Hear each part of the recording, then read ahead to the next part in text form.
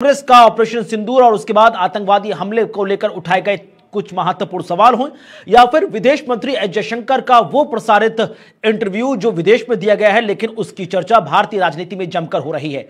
इसी पर हम चर्चा को आगे बढ़ाएंगे। कुछ बेहद खास मेहमान भी हमारे साथ जुड़ेंगे। साथ ही साथ इस बात को समझने का प्रयास करेंगे कि राहुल गांधी का जो जम्मू कश्मीर के पुंछ का दौरा रहा, उसमें क्या कुछ बड़ी बातें निकलकर सामने आई।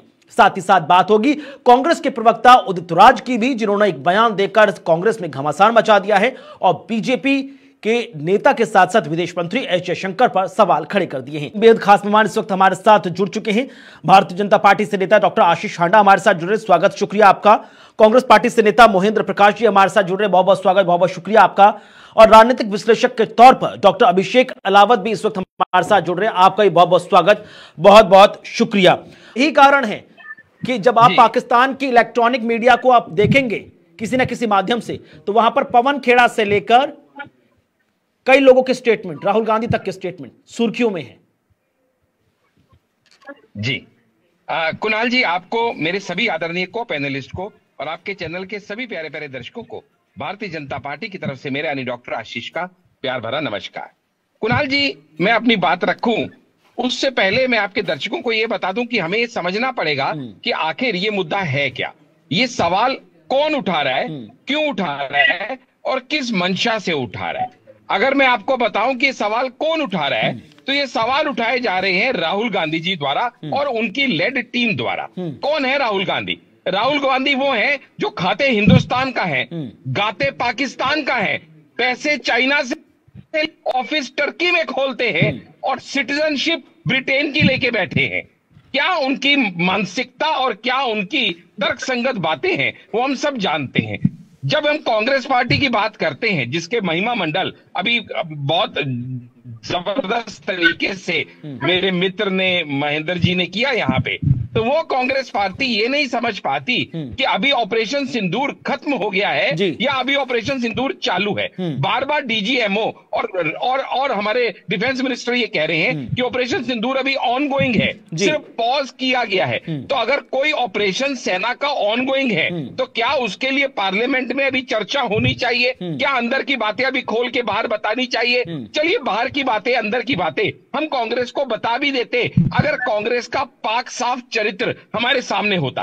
अगर कांग्रेस बता चुकी होती कि भाई आप 2008 में जब आप बीजिंग ओलंपिक्स में गए थे तो क्या एमओयू साइन करके आए थे, अगर ये बता देते तो राजीव गांधी फाउंडेशन में इन्होंने कितना पैसा और क्यों लिया था, अगर ये बता देते डोकलाम कॉन्फ्लिक्ट के दौरान राहुल गांधी चाइनीज एम्बेसडर से थे, अगर ये बता देते कि 370 हटाने के 3 महीने बाद इन्होंने टर्की में ऑफिस क्यों खोला था, किसी एक सवाल का जवाब तो दे देते। लेकिन आज की डेट में कांग्रेस पार्टी राजनीति और राष्ट्रनीति में फर्क ही नहीं कर पा रही है। यहां तक कि इनके अपने साथी भी जो राष्ट्रनीति की राह पे चल रहे हैं, इन्हें वो भी अपने दुश्मन दिखाई दे रहे हैं। और उसकी वजह क्या है? उसकी वजह बड़ी सीधी सी है। वजह सीधी सी ये है कि आज की डेट में कांग्रेस पार्टी जो है, कांग्रेस जो है पाकिस्तान का माउथपीस बन गई है, अपने माई बाप को खुश करने के लिए। जॉर्ज सोरोस कांग्रेस का माउथपीस नहीं, पाकिस्तान का माउथपीस कांग्रेस आज की थोड़ी ना बनी है। पाकिस्तान का माउथपीस नहीं, पाकिस्तान का माउथपीस कांग्रेस आज थोड़ी ना बनी है।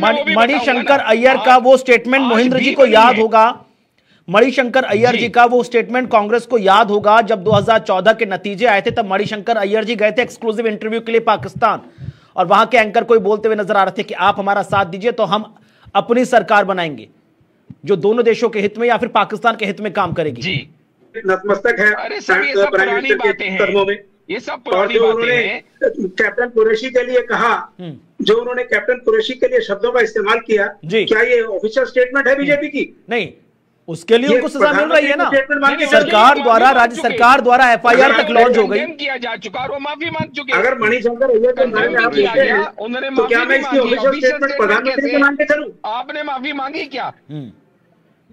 आपने प्रधानमंत्री के लिए क्या क्या कहा कांग्रेस ने? उसके लिए माफी मांगी ना, कितनी चीजों के लिए तो चौकीदार चौरे के लिए राहुल गांधी को आप बीच में बोलते हैं, आपकी गंदी आदत है, उसके बाद माफी मांगी।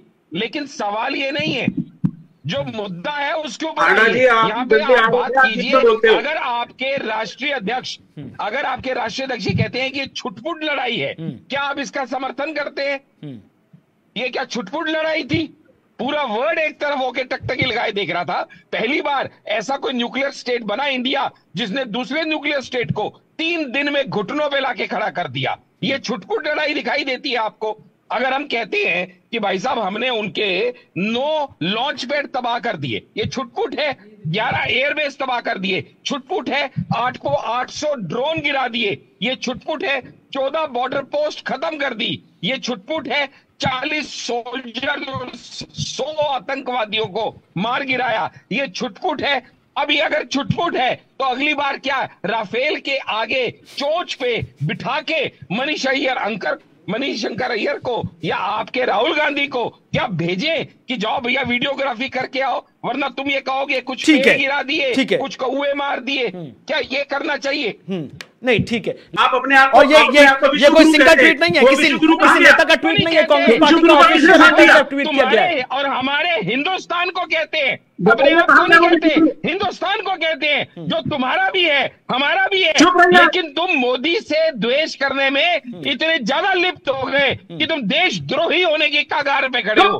तुम देश से नफरत करने लग गए। हांडा जी, ठीक है, हांडा जी सेना के ऊपर उंगली उठाते हो। हांडा साहब, क्या कन्विंस नहीं हो पाया according to BJP, according to central government, according to the ministry of external affairs? क्या आप कन्विंस नहीं कर पाए हैं? और अगर कन्विंस कर लिया होता तो आपको ये डेलीगेशन फॉरेन कंट्री में क्यों भेजने पड़ रहे हैं? ठीक है, ठीक है महेंद्र जी, हो गई बात। ठीक है, एकदम गलत सोच है महेंद्र जी की, क्योंकि डेलीगेशंस इसलिए भेजनी पड़ रही है क्योंकि हमारी एक राष्ट्र नीति है, हमारा एक स्टेटस है वर्ल्ड में। और हमारा स्टेटस ये है कि हम सहनशील देश है, हम पहले आक्रमण कभी नहीं करते। और हम जो अब बड़ा कदम उठाने वाले हैं उससे पहले ये बेस बताना जरूरी है कि हमारी अब सहन शक्ति खत्म हो गई, जिसके लिए किया जा रहा है। क्योंकि अब ये बदला हुआ भारत है, अब हम डोजियर की बोरी नहीं भेजते, बारूद की गोली भेजते हैं। हमें कहा गया सैनिकों को पहली गोली मत चलाना, पहली गोली वहां से चले तो कितनी चलाना गिनना मत, अगर उधर से गोली चले तो इधर से गोला चलाना। अब वो टाइम नहीं है जब हमारे शूरवीर सैनिकों के हाथ बांधते होते थे और उनके कटे हुए सिर आते थे। आज हम उनके घर में घुस के मारते हैं। पहले AK-47 की गोली इंपोर्ट करनी पड़ती थी, आज हम ब्रह्मोस मिसाइल एक्सपोर्ट करते हैं। पहले सर्वजीत को सकुशल वापस नहीं लाया जाता था, आज अभिनंदन हो या BSF का पुरनाम हो, कुछ घंटे में ही उसको सकुशल वापस ले आया जाता है। आज बदला हुआ भारत है। और सच्ची बात तो यह है कि उधर आतंकिस्तान खत्म हो रहा है तो कांग्रेस परेशान हो रही है, या कांग्रेस परेशान हो रही है। एक सवाल यहाँ पर यह बन जाता है कि कांग्रेस लीडर की तरफ से एक के बाद एक ट्वीट किए जा रहे हैं। क्या कहलाता है? एक तरफ एकदम झूठ। कांग्रेस ये मानती है कि Congress is country and country is Congress. Congress मानती है Indira is India and India is Indira. ये है कांग्रेस का सच। आज युद्ध चल रहा है या नहीं चल रहा है, इन सब बातों को छोड़िए कि हमारी अभी युद्ध की परिस्थिति चालू है, ऑपरेशन सिंदूर अभी और है। तुम्हें बीच में पूछ रहे हैं, सब्र नहीं हो रहा तुम्हें? बिना पूछे तुम्हारा पेट साफ नहीं होगा। ये बड़ी हर चीज का एक वक्त होता है, शर्म की बात है, परिपक्वता होती है। तुम्हें इतनी तो शर्म आनी चाहिए। क्या सवाल किससे और कब पूछना है? तुम पाकिस्तान के मोहरे बने हुए हो, चाइना के दूत बने हुए हो। जो सवाल उन्हें पूछ रहे हैं वो सारे सवाल तुम पूछोगे।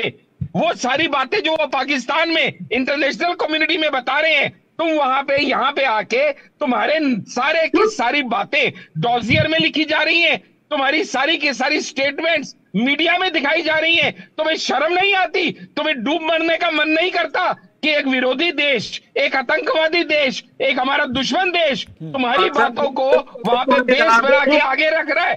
तुम्हें इससे शर्म आने जैसा नहीं लगता? तुम्हें नहीं लगता कि तुम्हें इस समय कम से कम इस समय तो राजनीति छोड़ के राष्ट्रनीति करनी चाहिए? अरे एक शशि थरूर का नाम दे दिया तो तुम्हारे पेट में दर्द शुरू हो गई, जबकि दुनिया जानती है कि वो कितना बड़े राजनेता है और वो किस तरीके से इंटरनेशनल कम्युनिटी में अपनी बात रख सकते हैं, भारत का पक्ष रख सकते हैं। तुम्हारे उसमें भी पेट में दर्द शुरू हो जाती है। नहीं, तुम्हें हर जगह हांडा साहब, उनकी पहली पसंद तो तरुण गोगोई थे, उनकी पहली पसंद तो आनंद शर्मा थे।